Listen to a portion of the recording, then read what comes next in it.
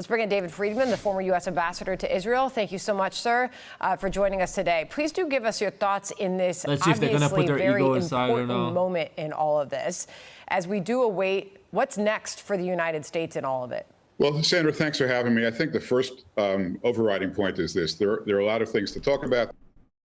What's that on his chin? This reminds me of a movie scene where the guy has literally sacks on his Adam's apple. There are some complexities, multiple vectors. I can't stop looking at it. But all roads lead to a non-nuclear Iran. I mean, that is where we're going to end up. And that's everybody's goal, and we're going to achieve it. Now, will it be militarily? Will it be with a deal? I will tell you that the likelihood that Israel will stand down in favor of the right to negotiate is probably zero. You know, they've had 500 ballistic missiles shot at them. Yesterday, they were on but they attacked first. What do you expect? The receiving end of a cluster bomb, which it's like slapping someone, and when they slap you back twice, I will never forget this. Watch what I'm going to do to you. You can't do shit. Self-defense. Is a per se war crime that took out a hospital that serves the Negev. Probably. This reminds me of Critical's meme. It was a misinput.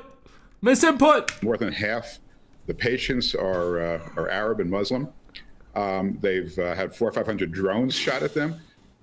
Every night, you know, people are going into shelters. They're not standing down until they've achieved their goals. So that's, I think that you can't achieve your goal if you have no Iron Dome to defend yourself.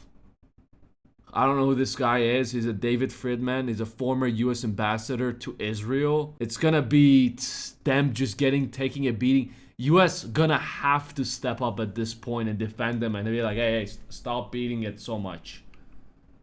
At one point, and once he gets involved, and then Russia, and then China, it's gonna be a whole roller coaster of shakalaka boom boomness. Demand is gonna go nowhere. Now, the other thing I would say is, knowing President Trump now for at least 25 years, you know, way back when I used to represent him in a lot of deals, I know his negotiating style. The deal he will make is when the Iranian leader takes a piece of paper out of the printer, takes a white piece of paper, blank page, and he writes down on it, we surrender, we give up all our nukes, we're going to destroy and dismantle all our facilities, you're welcome to come and observe and inspect whenever you want, and we're going to stop shooting missiles at your allies. The chances of that happening is, well, to be fair, you gotta cut it down to multiple sections in this case. They will never wave a white flag. They will only come to the table if Israel decides to stand down. They will only negotiate if Israel decides to, you know, be like, you know what, guys, I was joking. When I hit you with a plane, I was joking. They are not going to stand down. Nuclear, they will be willing to put it to rest. But it's going to be hard to get them to the negotiation table because you can't slap them and be like, apologize. It is not going to happen. You cannot beat someone and tell them to apologize to you. It's just not how the world works. When he writes that on a piece of paper, that, nothing more, nothing less, I think there'll be a diplomatic. Trump's ego is going to hurt the U.S. a lot. Trump's ego. I don't have anything else to say about that. Trump's ego is going to hurt the U.S. a lot. Remember that. Deal, and I think the probability of that is awfully low. Remember, you know, Abbas Arachi, who's like the only guy left who's negotiating this, who even knows, you know, where his instructions are coming from? And remember, the Iranians are telling their people that they're winning the war. You know, they're telling their people that they're dominating Israel airspace. You know, they're not telling them that they've shot 1,000 projectiles and only about 5% have landed. You know. Okay. But they have 50,000 more. Yes, your shots, it's like having a gun with 50 ammos, you know, 50 bullets inside it, and you land like 45 bullets of those. And then you have a gun with 100,000 rounds, or let's say 10,000 rounds, and you land 1,000 of them. 10%. Let's say 5%. You land 5%. That's how much? 500. That's 10 times more of if you land every single shot with a 50-bullet gun.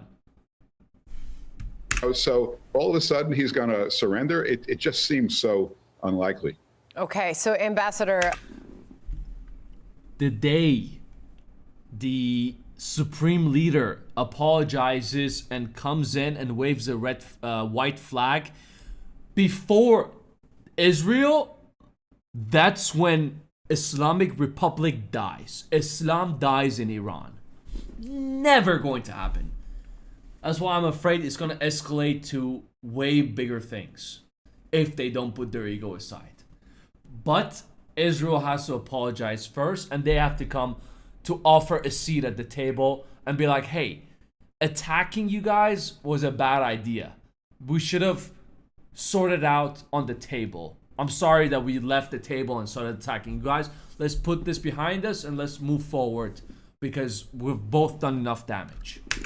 You said the Israeli people are not standing down. Jack Keane joining us last hour on Outnumbered, and this is why he says that is the case. Listen.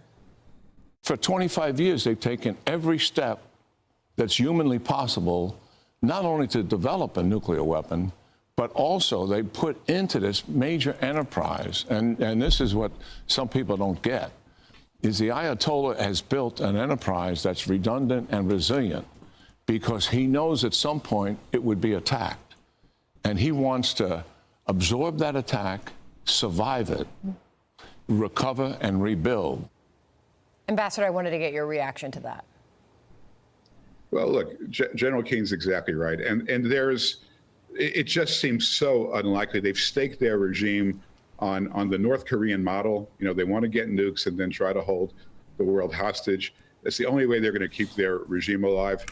To be fair, yes, it is true they chanted a lot, but they're not animals who are going to, just because they chant it, because they believe, like, you know, Israel, they don't like Israel, for example, they chant death to it. It doesn't mean that they're going to go around like animals and just, you know, nuke everyone. The way I see it is more they would like it for self-defense. So they won't get bullied by other countries, and other countries won't be telling them what to do. Like Pakistan has it. They also chant a lot to, you know, death to Israel, death to USA. They call US citizens, you know, terrorists. But are they going to, you know, drop their nuke? No, they have it for anti-bullying purposes.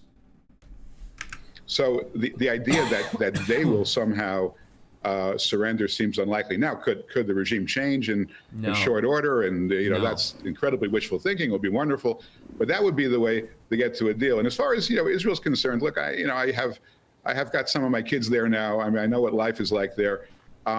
You know, because the missiles are coming from 1,000 miles away, they get about a 10, 15-minute warning. And so, you know, when the warning hits, they run for shelters. But the rest of the day, you know, you've seen pictures. They're on the beach. They're living their lives. They're starting to come back to normal. This is not going to bring down Israel. Israel is in this for the long haul. They will not allow their children and grandchildren to live under the shadow of a nuclear attack from Iran. They will not permit.